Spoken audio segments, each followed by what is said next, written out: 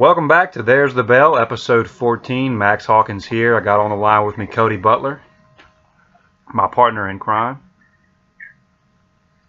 Cody's a little at a loss for words right now because his wife is on his ass about hurrying up and doing this podcast so they don't miss a baseball game. So we're going to get through this as quickly as we can, but we're going to be thorough. And again, he doesn't speak, so let's jump right into it. You ready to jump right into this, man? We have there's been a lot of MMA news, a lot of stories that have broken in the past couple of weeks since we've put out an episode. And then we've had one big, huge shakeup in the WWE universe that sent shockwaves through it. So we're going to talk all about that. Yeah, my favorite wrestler of all time. Lost the WWE Heavyweight Championship this past Sunday at Backlash. Randy Orton, Jinder Mahal. We're going to get into that in a little while. Let's talk first some MMA news, though, man. We haven't talked a lot of MMA in a while, and no matter which way you shake it, this is the biggest story of last week, and it's actually not even MMA news. It's more boxing news. Conor McGregor, the biggest draw in the UFC at this point, or at this time, has signed his side of the contract to fight Floyd Mayweather Jr. In a boxing match, we presume. And it's a contract that Dana White has worked out.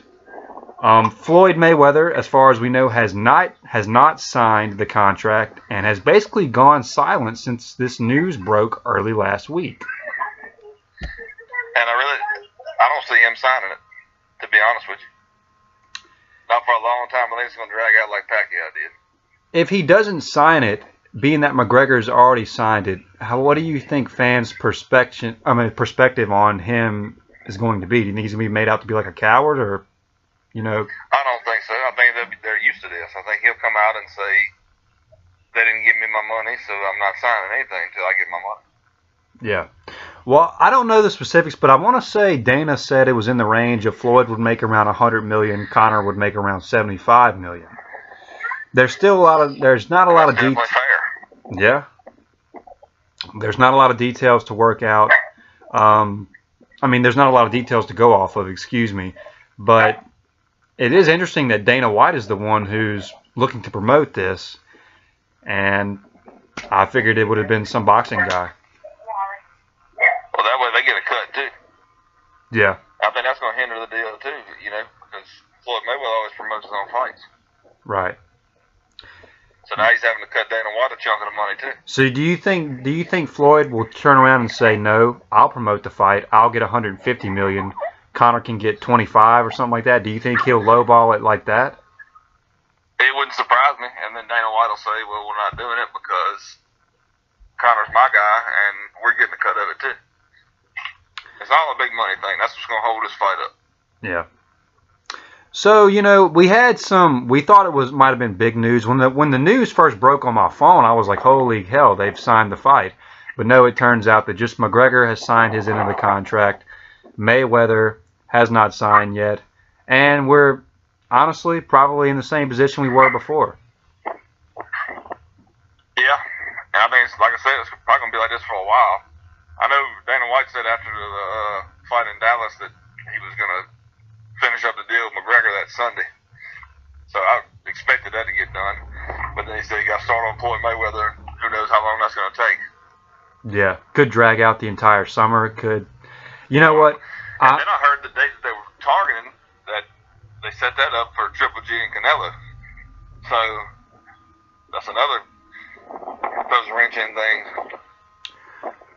I'm of the mindset that if this fight isn't announced by the end of August, the end of the summer, I'm done with hearing anything about it. I'm pretty much done with hearing anything about it anyway. I'm like, either you're gonna do it or you're not gonna do it. One or the other. Either you're gonna do it or Conor's gonna get his ass back in the octagon by this fall. So I think as long as that money's hanging around over his head where he thinks he can make it, he's not coming back to the UFC. Well, he's got a belt, so we'll see what happens with that. That's another thing. We'll get to it later. Don't get me started on that. Yeah, we're trying to finish this podcast a little quicker than we have the other ones because of your wife is on your ass. So she's about to Conor McGregor me. About to Conor with that left hand. All right. Speaking of UFC speaking of UFC in Dallas, the fight you were talking about where Dana White was going to get the contract finished with Conor McGregor. That was a big night, and in the biggest of the night, Stipe Miocic, the heavyweight champion of the world, defended his belt yet again and TKO'd Junior Dos Santos. This was kind of a surprise to you, wasn't it? Yeah, especially how it went down. It was pretty one-sided. Yeah. And I say that, but I mean, Dos Santos, he looked good coming out, but I said it pretty much as soon as Joe Rogan said it. I was watching the fight with my dad. I said, it ain't good. He's backing up against his cage. I said, something's wrong with him. I thought he might have hurt his leg or his foot when he threw that kick. And then he started backing up against his cage. And then Stipe rushed in and just demolished him. Stipe Miocic is such a... I'm such a big fan of his. He's just the all... I don't see how you could not root for the guy. I don't see how you could root against the guy. He's just that all-American. He's a firefighter in his spare time, you know. Showed a ton of heart thus far, and he's the heavyweight champion of the world. What's next for him? Kane, if he gets healthy. If not Kane, I don't know who you give to him next. I heard what's that? I was going to say I agree with you about Cain Velasquez. Obviously, he, to me, is the next contender. If you wanted to go another heavyweight, I guess Fabricio Werdum, maybe. Well, he's got a fight with Overeem coming up. That's so right. He Yeah. The winner of that title shot. I mean, he just beat Werdum for the belt, and then he beat Overeem right after that in his first title defense. How do you think about this? I read on Bleacher Report that an interesting concept was laid out that the winner of Daniel Cormier and John Jones, which is also scheduled for late this summer, they would fight Stipe Miocic. I think he needs to do a little bit more cleaning out before he does that. You got a monster in Francis Ngannou in heavyweight division. He's just not getting any push. Here's another name. To me, they need to put him fighting Derek Lewis. Yeah, that's what I was going to say, Derek Lewis. Yeah, both of those guys are on the rise. Let them fight each other. Yeah. And the winner of that gets it because Stipe's never fought any one of them. Because I think either one of those guys will knock out Overeem.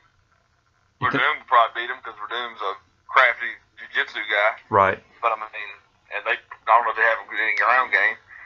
Werdum certainly didn't look impressive in his fight with Travis Brown, even though he won that. So I think there was a lot of hype behind him after he beat Cain Velasquez. I never really got into it, though. I think he's a great fighter, but a lot of people were saying he was the next John Jones. He was going to be the John Jones of the heavyweight division. I just didn't see it. This is his second run in the UFC. I remember him when I first started watching it. And he wasn't, he was in the upper heavyweight division, but he wasn't ever a title contender. And his second stint really helped him out, you know. And then he lost, and like you said, he didn't look impressive against Travis Brown at all. And him and Overeem, that's going to be a good fight. That was a weird fight, too. That whole card was weird, you know. So, yeah, man, I'm a big fan of Stipe Miocic. Hope he continues his success. Cleveland boy. Let's get into UFC 213. There's been a shakeup on that card. I think that card was scheduled for July, I believe. And we were both really looking forward to this one. Cody Garbrandt, the UFC Bantamweight champion, was going to defend his belt against TJ Dillashaw. However, you told me yesterday, and the news broke that Garbrandt has an injury and he's pulled out of the fight. What injury was that? He got a back issue. Dana White talked about that at the press conference, too. He said they sent him to 2 different doctors, and it didn't work. And then he sent him to a doctor somewhere overseas. And Dana White said if that guy can't fix him up, then he can't be fixed. So apparently that guy didn't fix him up. So that doesn't sound like good news for Cody Garbrandt. No, not at all. Well, that's unfortunate. We're going to continue to monitor that and see how that plays out. I know you're a big fan of his. We were both really looking forward to his fight with T.J. Dillashaw. Especially after all the heat on the Ultimate Fighter. Right, especially since the chokehold on the Ultimate Fighter that Garbrandt put on Dillashaw. And, you know, unfortunate because the young guy just won the title this past December. He actually sent out a tweet saying that he didn't acknowledge any of what you just said, but he sent out that, you know, I just don't want to fight until I'm 100% because it took me a long time to get to this point, and I want to be 100% when I defend my belt, which, you know, you can understand that. Well, yeah, because, I mean, he looks so dominant, he didn't want to come out there and look flat. And really, against a guy like T.J. Dillashaw, you can't afford to come out there and look flat. Yeah, who will mess you over if you give him a chance.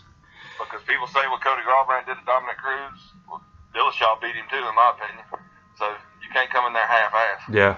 Yeah, I agree with you. Let's talk about T.J. Dillashaw instead. This is going to be exciting. Instead, he's going to fight Demetrious Johnson in August. Demetrious Johnson is, for both of our opinions, the best pound-for-pound fighter in the UFC.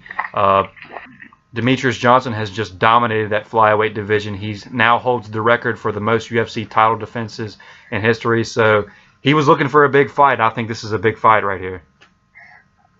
Most definitely. And Dillashaw, I'm not sure if they fought before or not. I know Dominic Cruz and Mighty Mouse fought before, and Dominic Cruz beat him. Yeah. Before they made that flyweight division. Well, I'm looking forward to seeing TJ and Mighty Mouse get after it. I think it's his biggest challenge yet to date. Absolutely, and I'm not for sure. I don't think the belt will be on the line because I just don't see Dillashaw moving down to flyweight. I think Demetrious Johnson will probably move up and fight him at bantamweight, kind of as like a super fight type thing. But well, they were talking about having. He said that he wants to break the record. Let him break it against me. So wait, if Demetrious wants to, what do you mean? That's what Dillashaw told Dana White. That he wants to break the record and make history. Let him do it. Try to do it against me. What record are you talking about? The next championship, defending the flyweight championship. Okay. So I had that wrong. He's tied Anderson Silva with the most title defenses. He hasn't broken it yet. No, he hasn't broken the record. He tied it. Okay. He tied it, like, I think, what is it, 15, 16? It's a crazy number. Anyway, he's had that belt for a while now. Since it was started in the UFC. Regarding the shakeup to UFC 213, now that T.J. Dillashaw and Cody Garbrandt will not headline that card, Amanda Nunes will still defend her bantamweight women's championship against Shevchenko. Yeah, Valerina Shevchenko. Right, and then they've also added Yoel Romero and Robert Whittaker will co-headline in the middleweight division. That's a hell of a card. Yeah, you know, I wonder if... Amanda Nunes kind of looks scared at that press conference. Who? Amanda Nunes. I didn't get to watch it. You told me that she was quite boastful, correct? Yeah, and Shevchenko was just saying, we'll see. That's all she would say. But Amanda Nunes it's like she was thinking about talking about their past fight. She gets flustered because she knows she lost. Right. She won in the judge's scorecard, but she didn't win that fight. Didn't decisively win it, yeah. That's going to be an interesting card. You know, Yoel Romero is getting a fight. We thought, well, he actually said that he wasn't going to fight again unless it was for the title. So, went back on his word right there. But actually, now that we're talking about that, Dana White has since announced that GSP, George St. Pierre, and Michael Bisping for the middleweight title is now off. Yeah, and that's unfortunate. I definitely wanted to see that fight, and I think Michael Bisping deserved that big payday. I do too, and now he said that GSP is going to go for whoever the welterweight champion is whenever he's ready. If they don't give that shot to Damian Maia first, they're shitty people, and Damian Maia just needs to quit. Yeah, Damian Maia, I think hopefully will get that title shot towards the end of the summer, beginning of the fall, and then if they want to go that route, I'm perfectly fine with them giving that route. Whoever wins that between him and Tyron Woodley, having them fight George St. Pierre. Yeah. But this is what I want to talk about a while ago when we started talking about McGregor still having a belt. Michael Bisping got a knee injury. Okay. He's out for a little while. Hadn't fought since October. Yeah, fought since October. So, you're going to make an interim belt for his weight class. What about the lightweight belt that McGregor's holding hostage? Are you going to make an interim belt for that? They're going back against again. You know, you make interim belt for Jose Aldo. Well, Cody. And you don't do it for Conor. Well, Cody, we're actually a little wrong on this because Tony Ferguson was supposed to fight Khabib for the interim belt, and then Khabib pulled out a couple of pay-per-views ago. No, that wasn't an interim belt fight, though. It wasn't? No. Well, It was number one contender. I've expressed this to you. I think the interim belt has its place. I think it's more in place for like suspensions or something like that. I don't necessarily like how they throw that interim belt out there all the time. But it's something that we've seen them do more often, so it's actually an interesting case that they haven't done this yet. That's what I'm saying. If you got a guy that's hurt for a long period of time, do it. If you got a guy that steps away from the sport and wants to go box, do it. But if you got a guy that's got a little knee injury, going to be out 6 months, why are you making an interim belt? To get these guys to fight? If they don't want to fight, they shouldn't be there. I guess, yeah. That's what their job is. Their job is to fight. Well, we know how that doesn't always go. John Jones started all this shit years back. When somebody pulled out of a fight, he wouldn't fight Chael Sonnen on short notice. And they canceled the whole pay-per-view behind it. Now they all think they can fight when they want to fight, which is not how it's supposed to be. That's like me saying, I'm going to go to work when I want to. Yeah. You know what I mean? You don't do that. No, that's your job. I agree with you. And I think there's some who will fight, you know, when... I think there are certain people who will, like Michael Bisping. I think he's obviously shown he'll take a fight on short notice when he's not injured. Donald Cerrone. Conor, for all his flack, has jumped into fights back-to-back before he started this boxing thing. So, I mean, there are guys who will do it, and then there are guys like Yoel Romero and John Jones and guys like that who said they're not going to fight until they get another title match. So Conor did that when he was actually a fighter, before he thought he was bigger than the sport. Right, yeah. Let's move on. This is something interesting. Chris Cyborg is cited for a misdemeanor battery after punching Angelina Magana in Las Vegas the other day. Have you seen the video to this? Yeah. And it was just a one-punch deal. It didn't look like it was all that much. Whoever shot the video they need to go to some damn school because they missed the highlight. Yeah, they missed the damn punch. Yeah, they got the back of somebody's shoulder. But I mean, it didn't really look like it was all that bad. No, I don't know who Angelina Magana is. Of course, I know Chris Cyborg. So, you know, they said it was an issue where Chris Cyborg took offense to some stuff that Angela Magana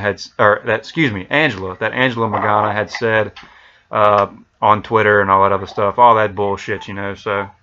Yeah. A bunch of nothing. Excuse me. We've seen Chris Cyborg act erratically lately here and there. So, does she have a little too much juice running through her veins? What's up? She might. She definitely might. Making a little joke. It would not surprise me, not one bit. Making a little joke there. Before we move on. Pictures of her and her boyfriend the next day, smiling and laughing. Yeah. I'm just thinking he's just smiling because she's telling him to smile because she can whip his ass. Probably so. Probably so. Before we move on to some wrestling news, I just wanted to throw this out there. This is weird as all hell, and I don't know if you have seen this. A 12-year-old girl won her MMA debut versus a 24-year-old girl in Japan. No, I haven't seen that. A couple weeks ago. Yeah. Well, I don't know what else you can say about that. They're doing some off-the-wall shit over there in Japan. Yeah, Japan has a whole lot of different stuff going on over there in America, does. 12 years old. She won. Choked the girl out with a rear naked choke. You know what the weight? Like the Russia with the little kids MMA. The weight class was 95 pounds, I think. Good Lord. The 24-year-old had to drop down to 95 pounds to fight her. No wonder the 12-year-old beat her. She'd been starving herself for probably a month. Yeah. But she wasn't eating no rice. No, definitely not eating no sushi. Well, anyway, that's weird. That's all you can say about that. Let's move on to something else that well, is weird in my opinion, and this is our first piece of wrestling news. And I'm just going to let you take the reins on this after I introduce it. Jinder Mahal, as he likes to call himself, the Maharaja, which translates from Punjabi to English as the King. The guy who was a member of a job squad basically a couple of years ago in WWE called 3MB, along with Drew McIntyre, and along with Heath Slater.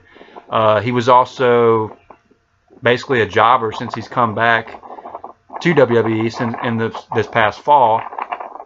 Less than a month ago, he Finn Balor beat him on Raw in about 3 minutes.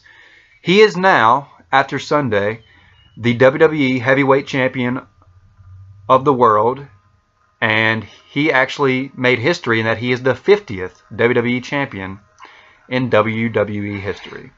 Oh, I'm sick to my stomach. This has been the worst couple weeks for wrestling that I can think of in a long time. Besides that little year that Batista came back, won the Royal Rumble, and fought for the belt at WrestleMania. I don't know what much you can say about this. They're doing this to get that push in India. They said they got a tour coming in India, so they're going to let him be the champion for that. He actually cut a babyface promo for the Indian fans. Yeah, I'm sure when they go over there, he'll be kind of like how Bret Hart was when he went to Canada in 1997. He was a hero in Canada and a villain in the U.S. You know, I thought you were going to have a lot more to say on this, and I know you're not done yet, but I'll step in here for a second. On one hand, huh? I'm trying to give you some airtime, man. Well, yeah, we know I don't get enough of it, so I'm just I'm just setting everything up for you. Yeah, you know, man, on one hand, you kind of have to admire what they're doing. They're doing something different, WWE is. They're doing something unexpected. And like I always told you, I can have my thoughts on something, but I will let the booking play out before I give my final thoughts on it and before I deem something a success and a failure when it comes to wrestling. A good example would be at Survivor Series this past year when Goldberg squashed Brock Lesnar in less than 2 minutes. I literally jumped up out of my bed at 10 o'clock at night and I was like, what the hell just happened? What have y'all done? And then it all worked out perfectly by the time WrestleMania ended. Yeah, but this guy is not Goldberg.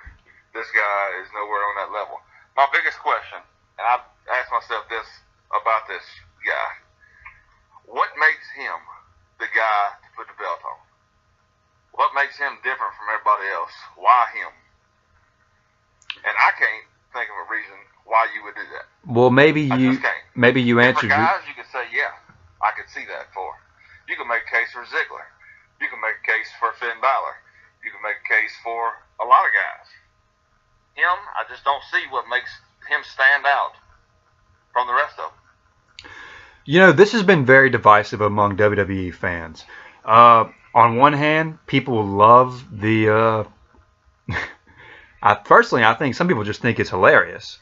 And let me suffice by saying this. I sent you a video from What Culture Are Wrestling the other day that I thought the guy Adam Plumpy, aka Plumpy, he summed this up perfectly in about probably a 10 to 15 minute video. And he just said, you know, people can enjoy wrestling any way they want to.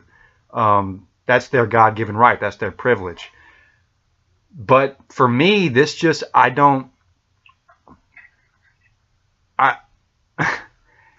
look at the people who have held that belt. Hulk Hogan, Bret Hart, Shawn Michaels, Ric Flair, Randy Macho Man Savage, Stone Cold Steve Austin, The Rock, Triple H, John Cena, Brock Lesnar, Kurt Angle. The list goes on and on. If you want to get into the present day, Roman Reigns, Seth Rollins, you know, look at the people who have held that belt. I know there have been some people who you've questioned when they were WWE champion, why are they champion? But I don't think we've ever questioned this much. This guy got squashed about a month ago on Raw by Finn Balor, and he got beat by El Torito in 2014 in his last match in the WWE before his second run. Like, I don't have a problem necessarily with them putting the belt on him for the sake of being different and for the sake of being unexpected, but they didn't build him up at all. He was the worst member of the 3MB. You're absolutely right. Drew McIntyre has gone on to do great things on the independent scene. He's now back in NXT. Heath Slater's talented, yeah. Why not give some of those guys a chance? I think you might have answered your question with the India thing. And despite what you're saying, Cody, Jinder Mahal is a heel, and he does draw real heat because he's drawing it from me and you, who are hardcore fans. And so I texted you last night, and I said, regardless of what you think, SmackDown's kind of must-watch tonight. And they didn't really do anything with him last night. They had him go out and do that freaking celebration or whatever. I would have liked to have seen Randy Orton come in there and tear the house down and raise hell. By the way, I know he's your favorite wrestler. I haven't been as big of a fan as his lately because I feel like he's been kind of phoning it in lately in some of his performances. He looked great. He looked great at Backlash. He was on fire. He was being the Randy Orton that we all love to see. He had plenty of babyface fire. I mean, he looked awesome. So kudos to Randy Orton for making And it was a great match. The match over Jinder did great in the match. Don't take anything away from him on that. I don't think Jinder did that good in the match, to be honest with you. I think he did decent. I think it was a serviceable. I think you're right. I think he did decent. I think it was a serviceable main event. Jinder he did better than what I thought he would do. Well, I agree, but he's not on that level, man. You saw him go into a bunch of rest holds and stuff when Randy Orton was on fire, just throwing punches left and right, knocking the Singh brothers, throwing them over tables, dropping them on their head, and everything else. But it was what it was, and I mean, where do you think this goes from here? Do you think he'll still be champion by the time SummerSlam rolls around? I hope not. Do you think he will? It's not anything I have against him. It's that I don't think the belt belongs on him. This makes wrestling hard to watch for me. When you put the belt on somebody, I know you're going to say you're about to shit on me for this. It's the same way when Daniel Bryan won it. I didn't even want to watch it anymore. You can't make me believe, like you said, that a guy lost to El Torito in 2014 and just got squashed by Finn Balor and got knocked over at WrestleMania by Gronk is your world champion. That's not believable. I don't. It's not believable that a little dwarf dude with a beard is going to come in there and beat Randy Orton and Batista. Look, I don't. It don't make sense to me. Look, we've agreed to disagree on that part. I don't think you can compare this Jinder Mahal to Daniel Bryan's run at all. I don't think they're even in the same league. What I heard this was compared to earlier. By the way, you don't think Daniel Bryan deserved it. I do. That's that. But I've heard people compare this run to possibly JBL's run he had in 2004, where he held that heavyweight title for roughly 10 months before dropping it to John Cena. And I did not like him either back as a world champion. He was a tag team wrestler, and he should have stayed a tag team wrestler. JBL was more entertaining to me than Jinder Mahal has been thus far. And I thought he was better in the ring, too. So I agree, but I mean, still, all in all, should have been a world champion. I told you this recently, if I want to see AJ Styles and Randy Orton for the WWE Heavyweight Championship at SummerSlam, and if instead I get Jinder Mahal versus somebody else, I think it'll be a missed opportunity once again. And I heard they're talking about bringing Batista back in. Let Batista come take the belt off of it. I haven't read that. I'm just thinking, what are you doing? What are you even thinking about that for? I haven't read that. I read it the other day.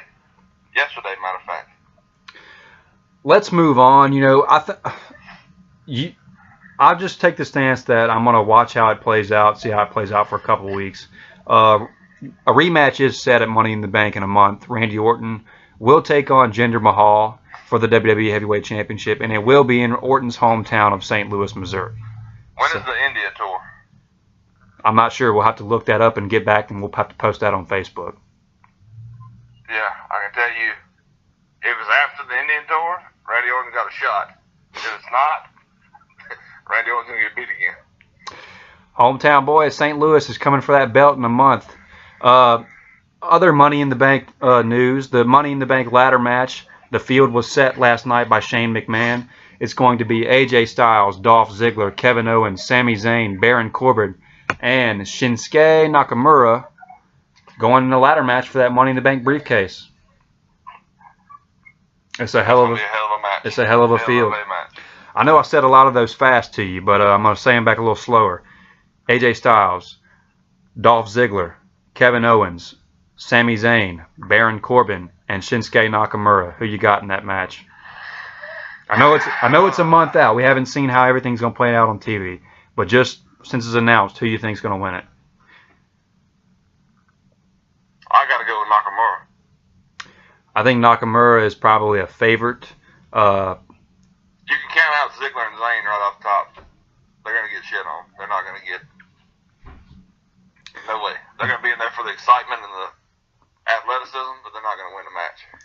WWE always likes to put the briefcase on a heel a lot of times. So I could see Baron Corbin winning it. Yeah, I can see that too, because he had a hell of a push last year. Yeah. He just didn't do anything with it. Regardless, we're really looking forward to Money in the Bank already. There's also a talk of having a women's Money in the Bank ladder match. I think that's a great idea. You had a women's Hell in a Cell. Why not give them Money in the Bank? Had a lot of firsts for women since the Divas Revolution. Like you said, Hell in a Cell match, Iron Man match. We've seen steel cage matches with women. Why not give them? They wanted to do an Elimination Chamber, but I think they told them no on it. One step at a time. Yeah, that's it. The way they're evolving, man, they definitely get in there and put on a good show. Let's look to the Raw side of things. Brock Lesnar is your current WWE Universal Champion on Raw.